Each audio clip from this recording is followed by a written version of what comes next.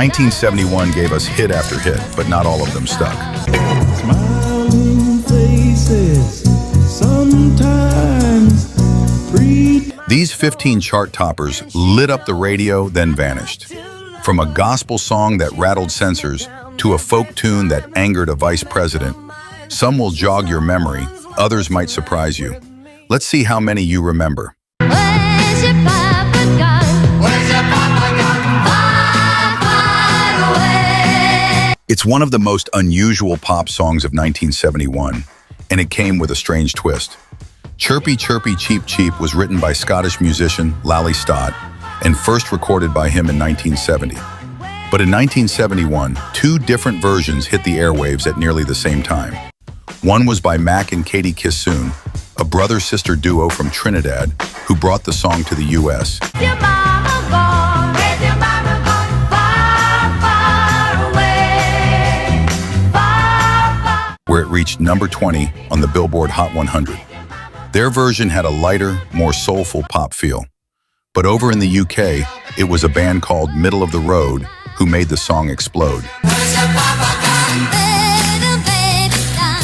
Little baby gone. Their more upbeat bubblegum version topped the British charts for 5 weeks and sold over 10 million copies worldwide. It was a massive hit in Europe and Asia, even though many found the lyrics odd and a little sad. Where's your mama gone? Where's your mama gone? Little baby gone. A child abandoned by their mother, hidden beneath a chorus of cheerful nonsense. Last night I heard my mama singing a song. Orient, chirpy, chirpy, cheep, cheep. Mac and Katie never had another big hit in the US, and Middle of the Road faded quickly too. But Chirpy, Chirpy, Cheep, Cheep remains one of the strangest and most memorable one-hit wonders of the 1970s. From chirpy nonsense to cartoon-fueled funk, this next track came straight out of Saturday morning. Chicka boom, don't you just love it? Chicka boom, don't you? Yes, this one actually started on a cartoon. Chicka Boom was born from the Groovy Ghoulies, a spooky, kooky kids show, and somehow made its way onto Top 40 radio. Daddy Dewdrop's deadpan delivery, the quirky beat, and those teasing background vocals made it a novelty hit with real staying power.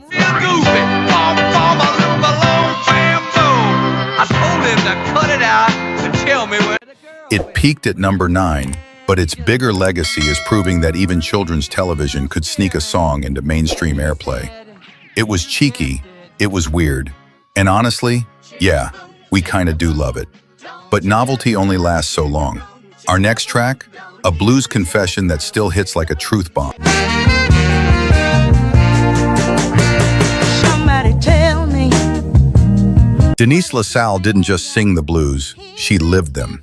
Trapped by a Thing Called Love shot to number 1 on the R&B chart with raw emotion and a groove that demanded attention.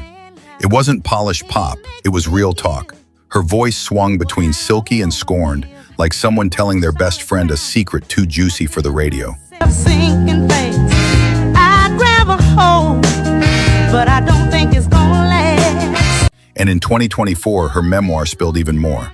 Fights with her record label, behind-the-scenes drama, and how this hit nearly got shelved. Somebody tell me, what is this man got? He makes me feel. LaSalle went on to become the queen of the blues, and this was her coronation. From the Deep South to the Caribbean, our next hit brought island flavor to American dance floors.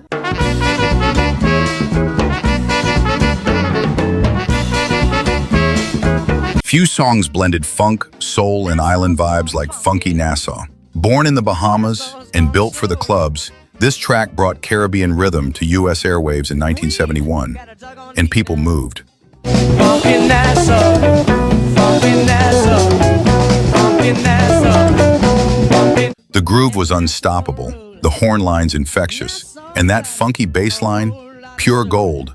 It became a dance floor favorite, even landing on the Blues Brothers 2000 soundtrack decades later.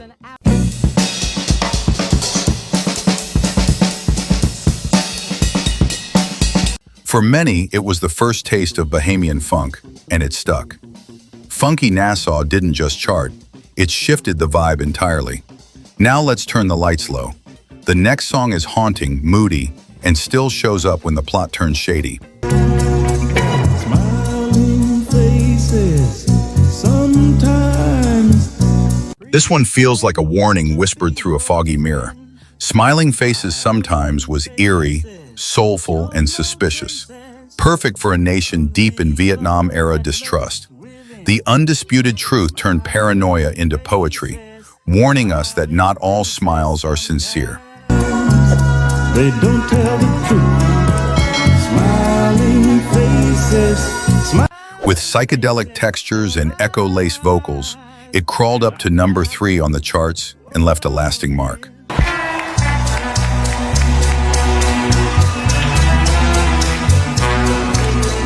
Decades later, it still shows up in movie trailers when the story's about betrayal. Trust us, if this song plays, someone's about to get double-crossed.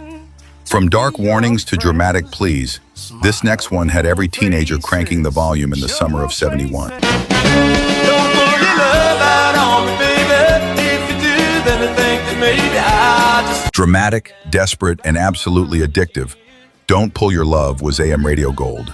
With soaring vocals and a thunderous arrangement, it captured the agony of watching love walk out the door. It peaked at number 4, but here's the kicker. The song was first offered to the Grassroots, who passed. Oops. without a single word. But you know you'll break my heart when I watch. Hamilton, Joe Frank, and Reynolds turned it into a powerhouse summer anthem instead. It's one of those tracks that feels like a breakup and a Broadway finale all at once. Baby, falling in love. I'm falling in love again. And for a brief moment, it made this trio household names. But now we shift from heartbreak to hallelujah. And yes, this next gospel rock hit made even Billy Graham nod along. Put your hand in the hand of the man who stilled the water. This gospel rock sing-along rode the wave of spiritual pop straight into the number 2 spot. Canadian band Ocean struck a chord with Put Your Hand in the Hand, delivering church vibes with a side of tambourine joy. It was catchy, it was uplifting, and even televangelist Billy Graham gave it his blessing. Every time I look into the holy book. But behind the holy harmonies, band members struggled with being labeled a Christian rock group. Ironically, their biggest success boxed them in. Put your hand in the hand of the Still, you can't deny its power. If you ever belted this out on a road trip, you're not alone. From holy hands to protest signs, our next hit gave the finger to every no parking and keep out on the highway. Here I am again, mama. Few songs from 1971 scream counterculture louder than Signs. What started as a road trip rant against rules and regulations turned into a rebellious anthem. Long hair? Get out. Can't pray without the right clothes? Please. Les Emerson's lyrics hit a nerve and hit the charts, peaking at number 3. You're absolutely right. And get this, his original handwritten lyrics now hang in Canada's National Music Centre. It's the kind of song that made teens feel seen and adults feel slightly judged.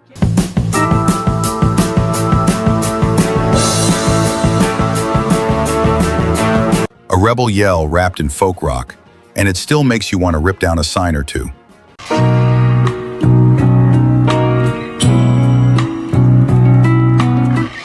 This soft rock slow dance became the unofficial prom anthem of 1971. Stay a While was dreamy, delicate, and tailor-made for swaying beneath paper lanterns in high school gyms. She brushes the curls from my eyes. But what made it extra juicy?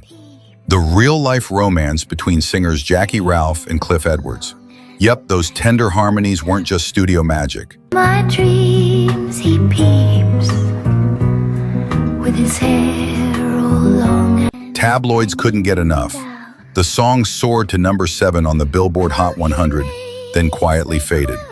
But ask anyone who slow danced that spring, they'll tell you exactly who they were thinking about when this played. From Prom Night to Poetic Devotion, our next track kept it classy, but powerful.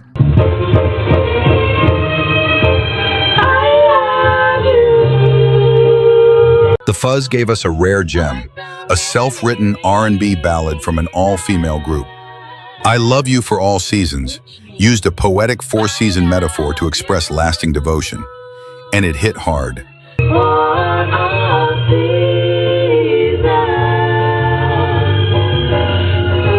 In an era when most girl groups sang what producers gave them, these women took control.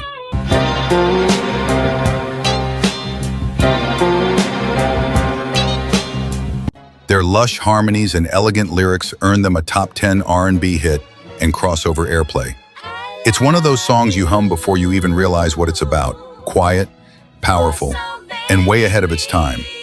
But if that one pulled on your heartstrings, this next song goes straight for the memories.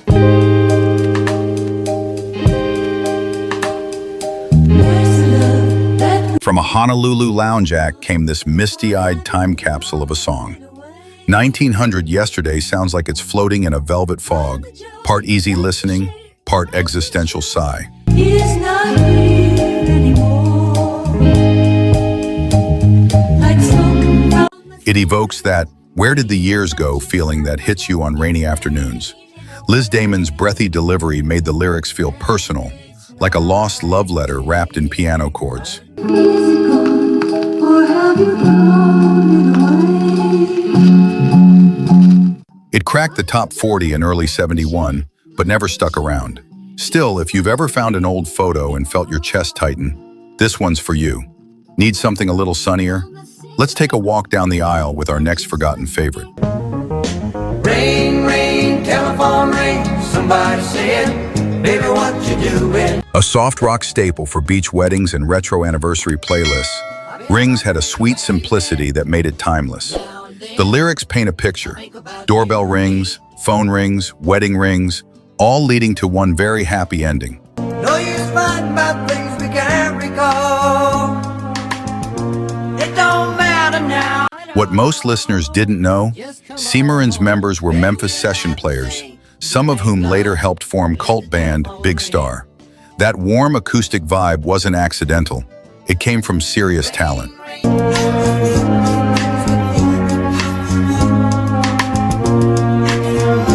The song peaked at number 17 and still shows up in wedding slideshows today. Proof that a soft groove and a hopeful heart never really go out of style. But now let's flip the mood. Heartbreak, betrayal, and just the right dose of poetic justice. And while I was having my coffee, Here's one with a twist. I Found Someone of My Own. Starts as a breakup ballad, gentle harmonies, slow burn delivery, but then comes the curveball. The narrator left someone who already moved on. It's a 6-part vocal harmony powerhouse with a storyline that sparked debates decades later. I've a confession to make. And I said, woman, On Facebook, listeners still argue, was she right to leave? Was he the villain? It's the kind of soulful drama that made 70s radio so addictive.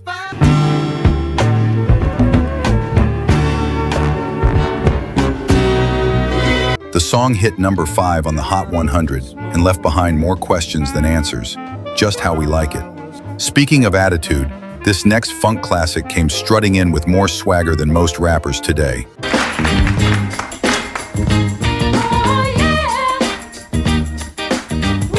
That opening bass line, instantly iconic.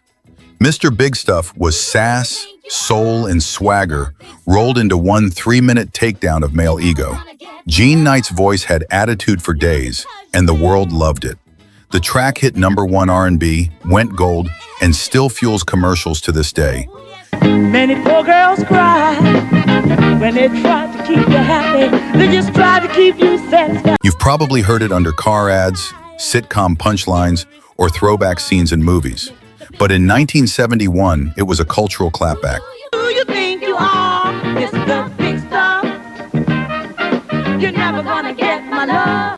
Gene Knight didn't just call out Mr. Big Stuff, she practically shoved him off the radio. It was bold, brilliant, and perfect setup for our number 1 finale.